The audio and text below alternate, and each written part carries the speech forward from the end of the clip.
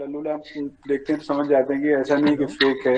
वो जब तक हाँ ऑथेंटिक हाँ, नहीं होता नहीं डालते। तो यशवंत भाई का भी इस क्षेत्र में यही स्थिति हो गई है। बिल्कुल फिलहाल भिलाई वो टाइम। 95, भिलाई टाइम्स 95% अपने आकलन में सही रहा है, हाँ, बिल्कुल। एग्जिट पोल हमारे सही रहे बिल्कुल। हाँ, 95% एग्जिट पोल सही रहा। और इवन सबसे बड़ा कवरेज भी। इवन जब टिकट भी बांट रहे थे तो भी इनका अच्छा रहा था। हाँ, बिल्कुल। आकलन हम बता दिए थे कि किसको मिल रहा है, क्यों नहीं मिल रहा चाहिए, क्यों मिल रहा है, सब एग्जिट था कहीं ना कहीं। लेकिन ना देवेंद्र का चेहरा थोड़ा उतरा हुआ था भैया।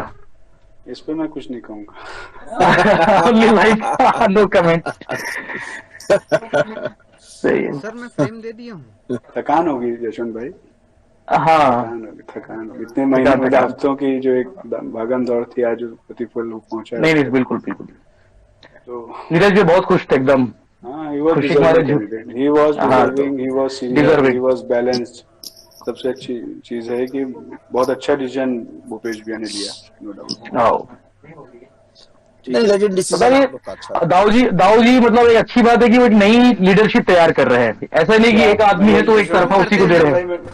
यशवंत भाई मैंने आपको कई बार कहा है, नमस्कार भूपेश भैया की साथियों, इसमें आप राजनीति। सभी का स्वागत है। मैं हूं आपके साथ श्रीकांत यादव। भिलाई में नीरज पाल जो है 5वें मेयर बन चुके हैं। सभापति में भी जीत हुई है कांग्रेस की।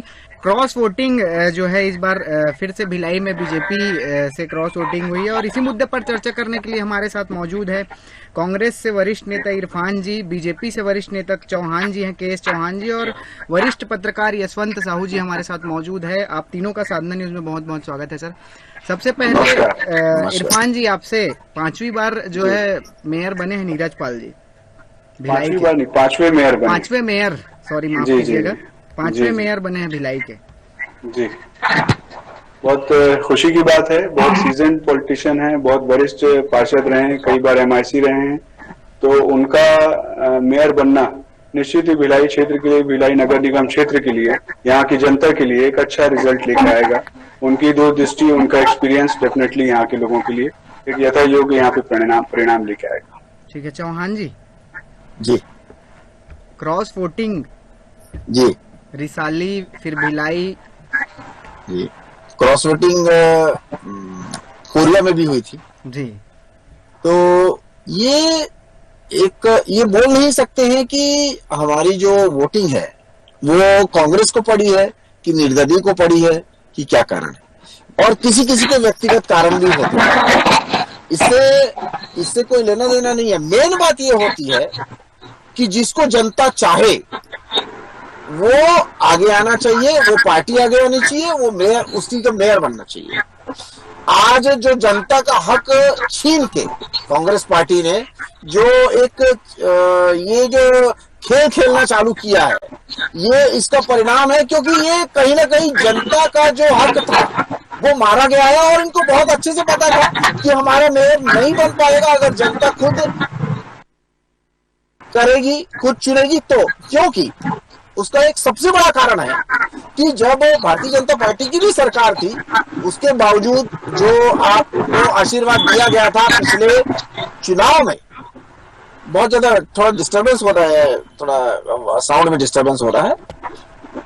तो जो चुनाव में आशीर्वाद दिया गया था पिछले नगर निगम में, उसमें लगभग जो वोट ऑफ शेयरिंग था, वोट ऑफ परसेंटेज था, वो 43 के आसपास था, 43% के आसपास था। और आज 38% के आसपास है। पहले रिसाली में अगर मैं बात करूं तो 84% में आपकी सीटें थी, 13 में से 11 सीटें थी। और आज हम बात करें तो 52% सीटें हैं। भिलाई में भी उसी प्रकार देख लीजिए तो भिलाई में भी उसी हिसाब से 60% से नीचे आपकी सीटें। पहले आपकी सीटें ज्यादा थी। तो ये कहीं ना कहीं ये पहले से जनता ने उनका वोट ऑफ परसेंटेज गिराया है।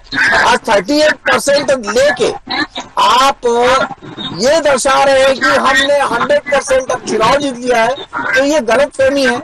और जनता पहले से जो आपने काम किए हैं, जो वादे किए थे, जो आपने नहीं पूरे किए हैं, उसको जनता ने कहीं ना कहीं नकारा है। और वही दूसरी ओर भारतीय जनता पार्टी का वोट ऑफ परसेंटेज बढ़ गया। पहले जो आया था उससे ज्यादा बढ़ा है। निर्दलीय, मैं मानता हूं कि निर्दलीय लोगों ने भी अपना वोट ऑफ परसेंटेज बढ़ाया है, लेकिन कांग्रेस पार्टी का वोट ऑफ परसेंटेज गिरा है। यशवंत जी, दोनों ही दलों की आपने बातें सुनी है। बीजेपी कह रही है कि भाई वो क्रॉस वोटिंग ज्यादा मायने नहीं रखता है, क्योंकि वो निर्दलीय को गया है या कांग्रेस को गया है ये तय नहीं है, लेकिन दोनों ही बार तो सुधार नहीं पाई बीजेपी। नहीं, मायने बहुत कुछ रखता है क्रॉस वोटिंग। ये क्रॉस वोटिंग होने का मतलब ये कि आपकी रणनीति कहीं न कहीं फेल हो गई। जो रणनीतिकार थे, जो सांसद राजनांदगांव सांसद संतोष पांडे को आपने प्रभारी बनाया, भूपेंद्र सवन्नी यहाँ पे रहे 1 महीने से, मतलब वो दिसंबर से यहाँ पे अपना मोर्चा डालकर बैठे हुए थे, लेकिन उनकी रणनीति कहीं न कहीं फेल हो गई। चाहे वो धर्मल कौशिक जी रिसाली के प्रभारी थे, उनकी रणनीति फेल हुई कि वो अपने पार्षदों को संभाल नहीं पाए। निर्दलीय एक पार्षद प्रत्याशी खड़े होती है सुनंदा पप्पू चंद्राकर, उनके समर्थन में 3 बीजेपी के पार्षद वोट डाल देते हैं, तो ये कहीं ना कहीं वहां की रणनीति फेल होती है। फिर वैसे ही भिलाई में 24 पार्षद होते हैं। कल भी इनको जो गुत्ती पिलाई गई थी भाजपा के पार्षदों को कि साफ साफ कहा गया था कि कोई भी क्रॉस वोटिंग ना करना, ताकि पार्टी की एक इज्जत बच जाए, लेकिन उनकी पार्टी के उनके ही पार्षद लोगों ने उनकी नाक कटा दी एक तरह से देखा जाए तो ये 2 पार्षदों ने जो क्रॉस वोटिंग की है और कल 3 पार्षदों ने क्रॉस वोटिंग किया, तो ये कहीं ना कहीं सवालों के घेरे में है। भाजपा को अपनी रणनीति और अपने जो नेता है उन पर जो भरोसा जिनको चूज करते हैं, जैसे प्रत्याशी महेश वर्मा बनाए, महेश वर्मा कोई बुरे प्रत्याशी नहीं थे, महेश वर्मा 4 बार के पार्षद हैं, बहुत सरल और सौम्य पार्षद प्रत्याशी थे, मेयर प्रत्याशी थे, लेकिन पता नहीं क्यों भाजपा के लोगों को, जो भाजपा के जो पार्षद है उनको नीरज पाल इतने पसंद आ गए कि 2 पार्षद क्रॉस आउट कर दिए। उसी प्रकार कल भी वैसे हुआ, सुनंदा चंद्राकर के साथ 3 पार्षद चले गए। तो ये भाजपा को सोचना चाहिए आने वाले समय के लिए, जो एक सबक होनी चाहिए रिसाली और भिलाई इनके लिए, कि वो कैसे आगे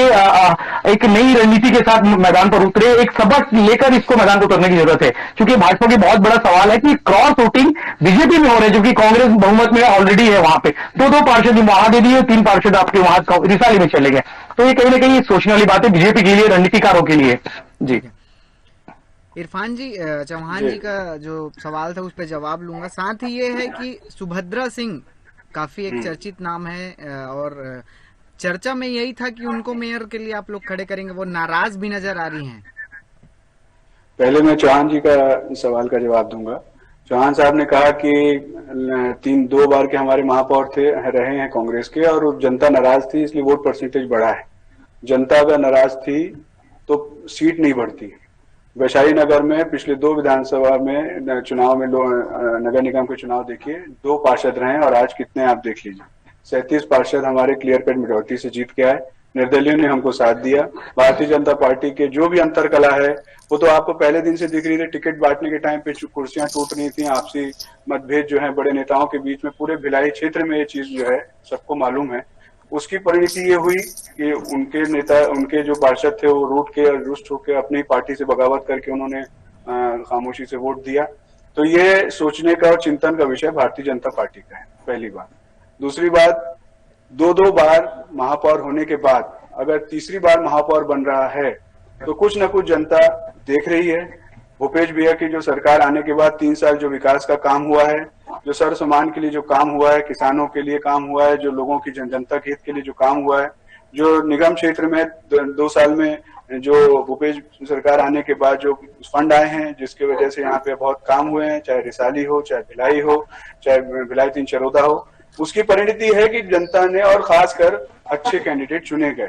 रही बात आपने सुभद्रा सिंह जी की बात कही, तो कभी भी कांग्रेस ने ये नहीं कहा कि उनको हम महापौर बनाएंगे, कभी भी कांग्रेस पहले से डिक्लेयर नहीं करती। एक चर्चा चलती है, चर्चा चलती है, उन्होंने डिमांड की थी, वो बनना चाहती थी और डिमांड करने का अधिकार सबको है, ठीक है, लेकिन पार्टी आलाकमान और सारे जो पार्षद दल है वो अपना बहुमत के चुनते हैं और उसमें नीरज पाल जी ने को चुना गया और वो जीते और सुभद्रा सिंह जी ने भी उनको वोट दिया। तो ये बातें हैं, होती हैं, लेकिन कहीं से कहीं तक अभी भी नाराजगी की बात सामने आ रही है।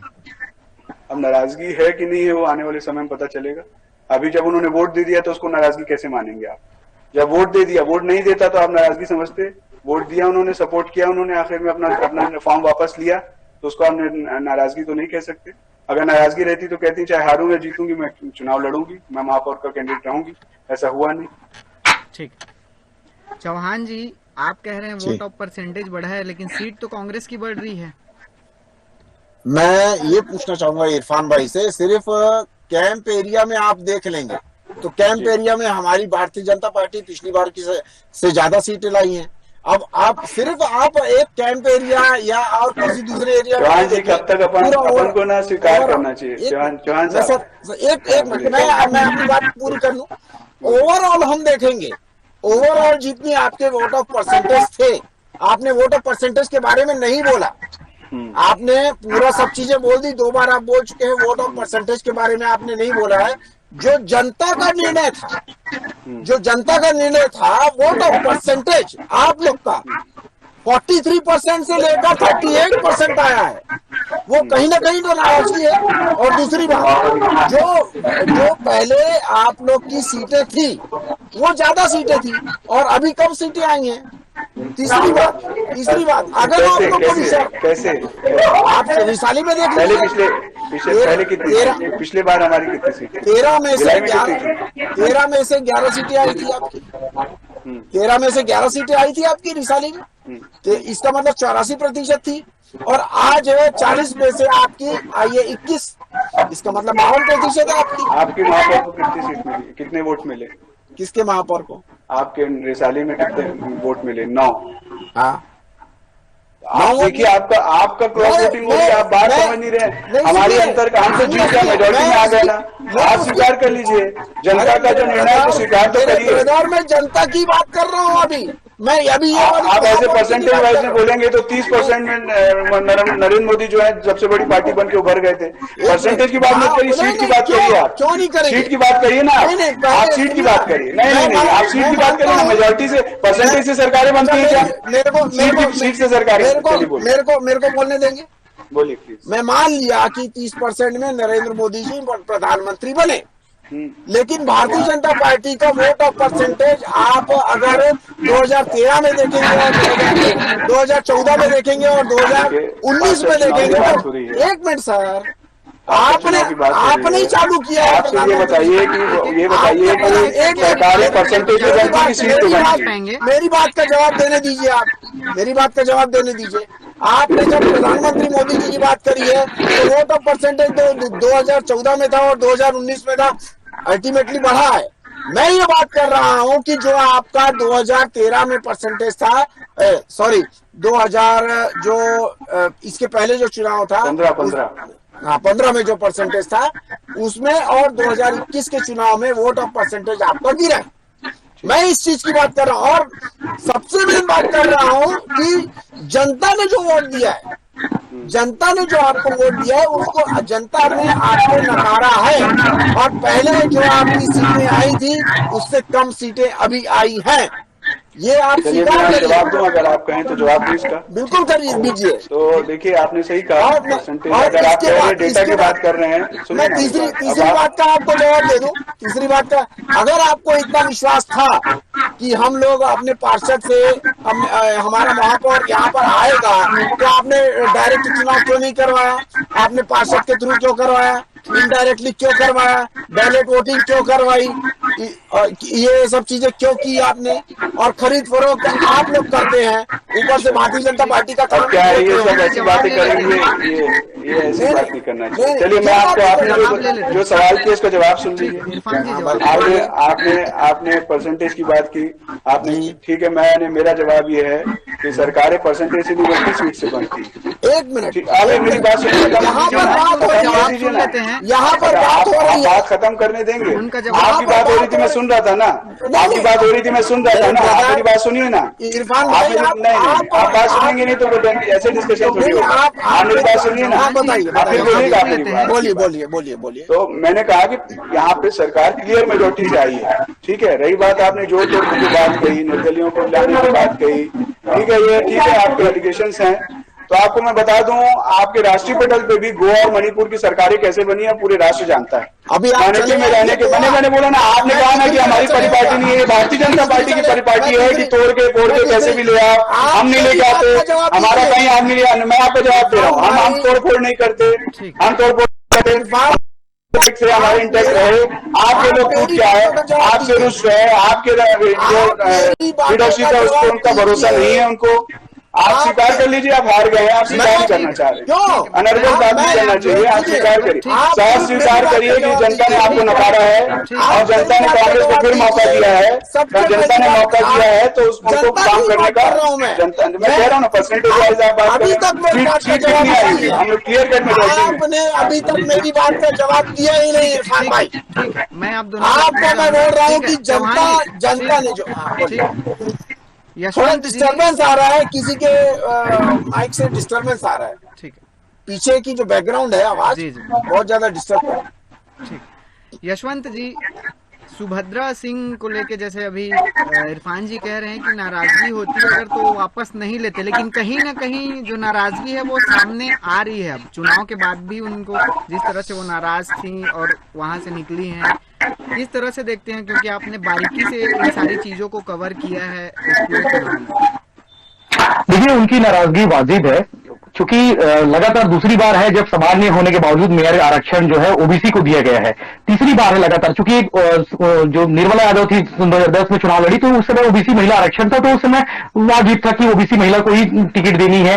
उसके बाद 2015 में जब इलेक्शन हुआ, सामान्य आरक्षण होने के बावजूद ओबीसी के जो देवेंद्र यादव थे, जो एनएसवाई से राष्ट्रीय राजनीति से यहाँ पे आए, उनको पार्टी ने मौका दिया, तो वहां पे लोगों ने बात स्वीकार कर ली, भाई चलिए ठीक है, इस बार मौका नहीं मिला तो किसी दूसरे चीजों में मौका मिलेगा। लेकिन 2021 की बात आई, जब 5 साल बाद इलेक्शन होने जा रहा है, तो इस बार भी सामान्य था, तो उनका एक ही दर्द था कि भाई सामान्य और सीनियर को मौका मिलना चाहिए। चलिए सीनियर को मौका मिल गया, लेकिन सामान्य नीरज पाल ओबीसी से आते हैं, और उसी प्रकार जो सभापति है बंटी साहू, गिरवर बंटी साहू, वो भी ओबीसी से आते हैं। तो उनका दर्द यही है कि सामान्य को मौका कब मिलेगा, जब सामान्य होने के बावजूद ओबीसी को मौका मिला जा रहा है। तो उनका दर्द वाजिब है, उनका यही कहना था कि भाई सामान्य को मौका कब मिलेगा, उनका लगातार एक ही सवाल था। तो हालांकि ये बात लगातार हर मीटिंग में, हर आला कमान के सामने कहती थी कि सामान्य आरक्षण है तो सामान्य को मौका मिलना चाहिए। अगर किसी को, वो उन्होंने संदेश भी दे दिया था, एक मैसेज दे दिया था कि अगर ओबीसी या फिर किसी अन्य वर्ग के मौका मिलता है तो वो विद्रोह करेगी, वो बगावत के मूड में रहेगी। इसीलिए आज उन्होंने सबके सामने अपनी नाराजगी जाहिर की और आखिर में वो नामांकन तक दाखिल कर दिया था, लेकिन पार्टी नेताओं के कहने पर उन्होंने नाम वापस लिया। हाँ, एक बात उन्होंने जरूर कही कि मैं पार्टी अपने नेताओं को सपोर्ट करूंगी, अपने कैंडिडेट को सपोर्ट करूंगी, लेकिन जो उनका कहना था कि मैं अपनी मेरी जो नाराजगी है वो उन्होंने जाहिर कर दी है। तो कहीं ना कहीं अभी खबर ये भी आ रही कि उनको हटाने को लेकर बातें चल रही है, उन्होंने इस्तीफे की पेशकश की है। तो भी पार्टी की ओर से भी एक फैसला आना है कि सुभद्रा सिंह को लेकर पार्टी का स्टैंड क्या होता है, क्योंकि कांग्रेस एक अनुशासित पार्टी है, राष्ट्रीय पार्टी है। तो ऐसे में इस तरह की जो अनुशासनहीनता वाली जो काम आज हुआ है, निगम के सामने सब आला कमान नेताओं को उन्होंने खरी खुटी सुनाई और अपनी भड़ास एक तरह से सबके सामने रख दी, पार्टी की किरकिरी हुई है। तो उस इस स्थिति को देखते हुए आज पार्टी के फैसले लेती है, थोड़ी देर में कुछ पता चल जाएगा। लेकिन एक खबर अभी आ रही थी कि उनको पार्टी से निकालने का प्रस्ताव भी पारित हो चुका है, क्योंकि उस समय जब वो विरोध कर रही थी, जब वो अपने बगावती तेवर दिखा रही थी, उस समय तमाम नेता मौजूद थे, तमाम आला पदाधिकारी जो संगठन के लोग थे वो सब मौजूद थे। तो उनका दर्द एक ही वाजिब है कि सामान्य आरक्षण होने के बाद ओबीसी को मौका क्यों मिलता है, तो सामान्य को मौका कब मिलेगा। उनको विधानसभा में भी आप एंटरटेन नहीं करते, आप मेयर के लिए भी एंटरटेन नहीं करते। तो उनका एक ही दर्द है कि मेयर तो ठीक है, आप सभापति को भी इसीलिए आते हो। तो जो जातिगत समीकरण है, जो वर्ग जो साधने की जो बात थी, कांग्रेस यहां पे एक फेलियर साबित होती दिख रही है।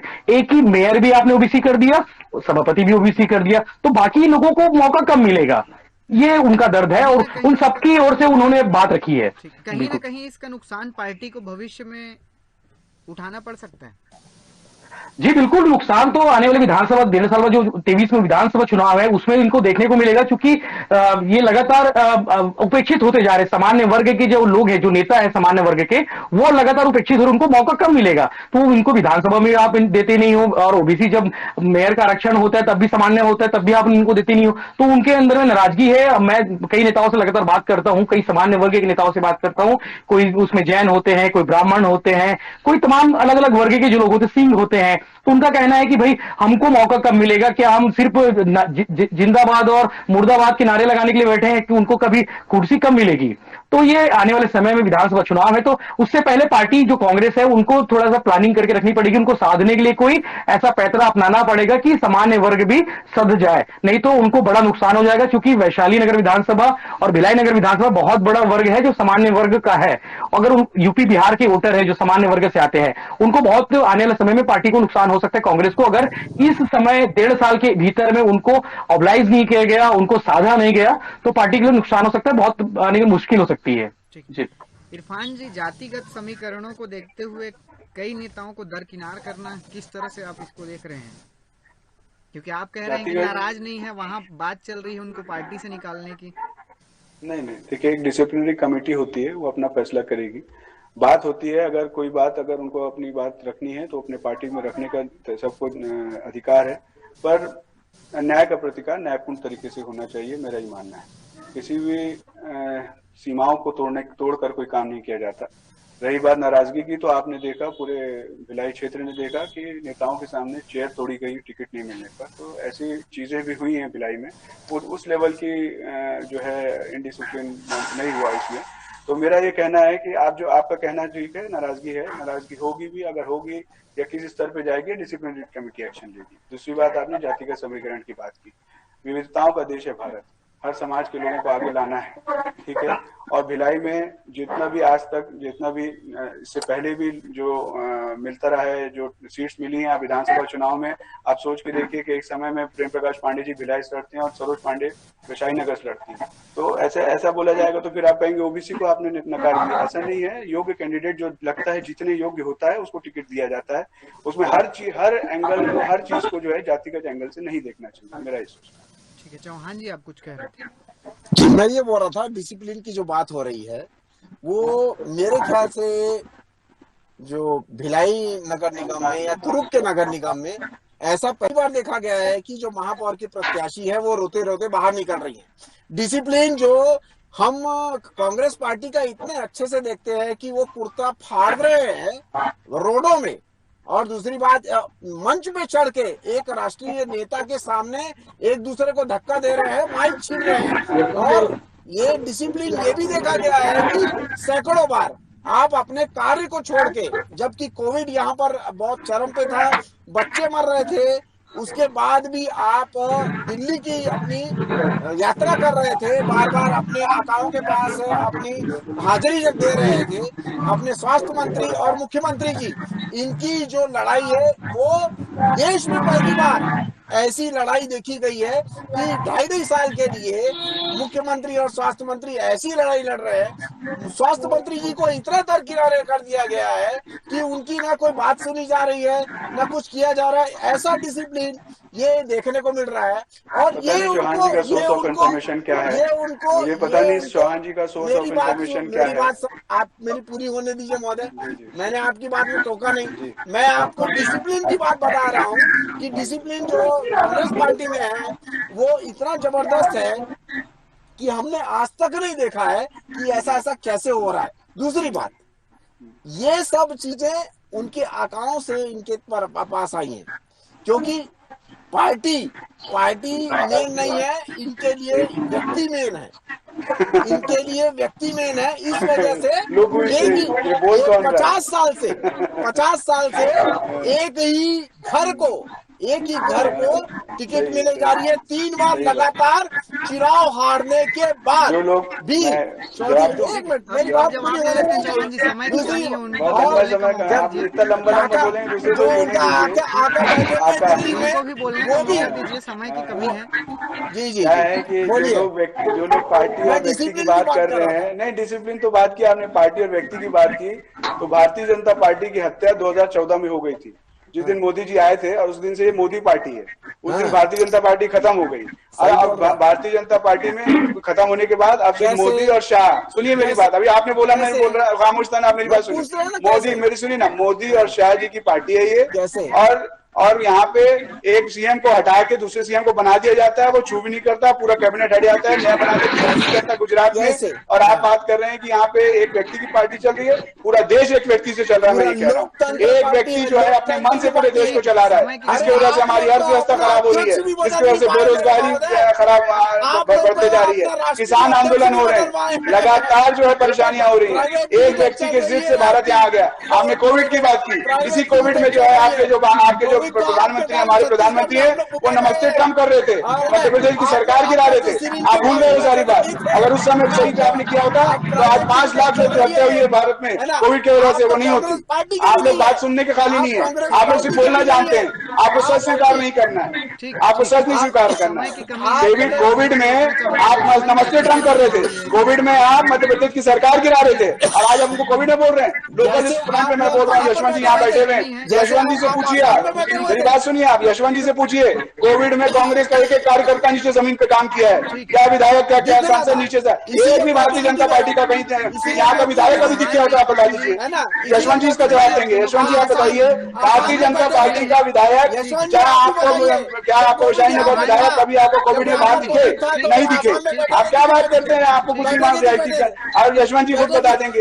यशवंत जी आप बताइए। के पास ही जा रहे हैं, यशवंत जी से आखिरी कमेंट ले लेते हैं। यशवंत जी, जिस तरह से चाहे वो क्रॉस वोटिंग की बात हो, सुभद्रा सिंह की नाराजगी की बात हो, ओवरऑल किस तरह से देखते हैं भिलाई का चुनाव आप? क्योंकि काफी बारीकी से आपने जो है वहाँ पे कवरेज किया है, देखा है, सुना है, जाना है। क्या फायदे क्या नुकसान होंगे क्रॉस वोटिंग से? बीजेपी को क्या कुछ नुकसान हो सकता है भविष्य में? और सुभद्रा सिंह जी की नाराजगी से कांग्रेस को किस तरह से नुकसान होगा? जातिगत समीकरण कितने फायदे पहुंचाएंगे कांग्रेस को?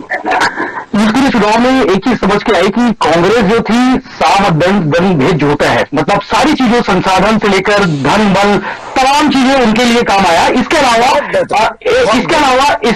उनके पास जो एक स्ट्रेटेजी थी, मतलब भूपेश बघेल का चेहरा था, विधायक देवेंद्र यादव का चेहरा था, उन तमाम लोगों को नेतृत्व मौका दिया। ये तो दूसरी बात हुई। तीसरी बात है कि बीजेपी की ओर से जो पूरे मैनेजमेंट जो फेल था, मतलब आप इलेक्शन के बाद काउंटिंग होती है, काउंटिंग के दौरान एक बीजेपी का बड़ा नेता भी नहीं, जिला अध्यक्ष तक वहां पे आया नहीं। तो ये बहुत मिसमैनेजमेंट था कि जब आपने नेताओं की जब जरूरत बीजेपी के पार्षदों को, जो पार्षद प्रत्याशी को हो रही थी, उस समय उनके साथ में नेता नहीं थे।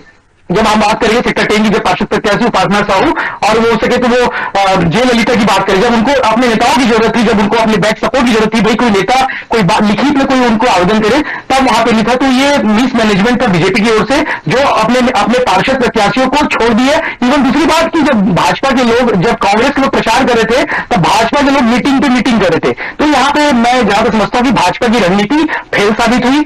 और कई वार्डों में विधायक, जिन वार्डों में जिनका जैसे विरोध है, जैसे देवेंद्र यादव को कुछ वार्डों में विरोध हो रहा था, तो उन वार्डों में देवेंद्र खुद ना जाके उन नेताओं को भेजा जिनका समर्थन बहुत अच्छा हो, जिनके लोग बहुत अच्छे हो। तो ये कांग्रेस ने हर पॉइंट टू पॉइंट जो स्ट्रेटेजी होनी चाहिए, जो पॉजिटिव स्ट्रेटेजी होनी चाहिए, उस स्ट्रेटेजी पे काम किया। लेकिन भाजपा के नेता सिर्फ दफ्तर में बैठे रहे, सुटेला के दफ्तर में बैठे रहे, जो केंद्रीय कार्यालय था वहां पे बैठे रहे, और वहां बैठकर सिर्फ मीटिंग पे मीटिंग। इवन जब प्रचार का अंतिम दिन था, उससे पहले तक मीटिंग होती रही।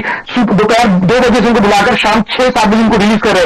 ऐसे वक्त में रिलीज जब वो 50 घर 100 घर कम से कम उस बीच में कवर कर सकते थे, उस बीच में लोग अपने प्रत्याशी जो है अपने प्रतिनिधि ना भेजकर प्रत्याशी खुद वहां बैठा हुआ है। तो भाजपा नेताओं को आने वाले समय के लिए सोचना चाहिए कि जो चुनाव मैनेजमेंट होता है, जो बूथ मैनेजमेंट होता है, जो पन्ना प्रभारी की बात करते बीजेपी के लोग, तो इस बार फेलियर साबित हुआ। कांग्रेस उस मामले में जैसे बताया जा रहा था कि कांग्रेस इस बार, शुरू में लोग बात कर रहे थे कि कांग्रेस इस बार 20 से 25 सीट में आ जाएगी, तो एक तरह से बीजेपी और कॉन्फिडेंस में हो गई कि हम 30 से ज्यादा सीटें जीतने वाले हैं। लेकिन हुआ उल्टा, कांग्रेस 37 जीत के आ गई और बीजेपी 24 में सिमट गई। तो यहाँ पे बीजेपी और कॉन्फिडेंस में हो गई। उनको लगा कि प्रेम प्रकाश पांडे, विजय बघेल, राकेश, तमाम बड़े नेता एकजुट हो गए, तो उनको ये लगा कि भाई सब लोग लड़ रहे हैं। लेकिन ऐसा दिखा नहीं। वो सिर्फ चुनाव के दौरान, बैठक के दौरान एक साथ बैठते थे, प्रचार के दौरान एक साथ होते थे, लेकिन वो काम नहीं कर पाए जैसा होना चाहिए था। तो ओवरऑल देखा जाए तो बीजेपी की जो मैनेजमेंट था, मैनेजमेंट फेल था, कांग्रेस का मैनेजमेंट ठीक हुआ।